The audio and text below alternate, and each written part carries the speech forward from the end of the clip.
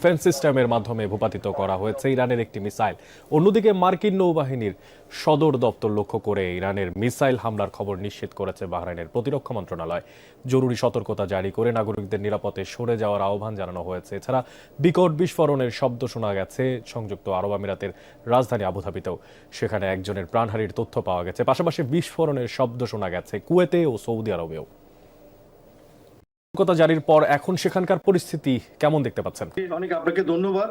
আপনি যেমনটি জানেন যে আজ কিছুক্ষণ আগে অর্থাৎ এখানে কাতারের স্থানীয় সময় ঠিক 12টার পরেই কিন্তু এখানে আমরা যারা এখানে দোহাতে যারা বসবাস করি তারা আমরা সেই আকাশের দিকে তাকিয়ে দেখলাম আসলে কিভাবে হচ্ছে যে হামলাটা হচ্ছে।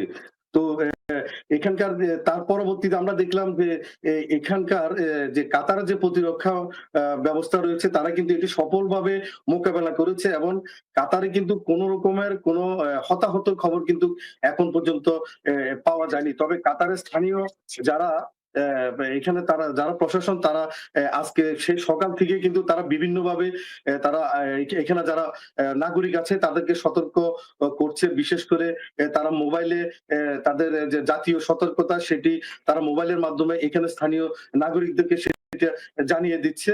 তার পাশাপাশি যদি আপনাকে একটু জানিয়ে রাখি সেটা হচ্ছে পৃথিবীর বিভিন্ন দেশে যে দূতাবাসগুলো রয়েছে তার মধ্যে মার্কিন দূতাবাসও কিন্তু তাদের বিশেষ করে তাদের নাগরিকদেরকে প্রথমে সতর্কতা করেছে।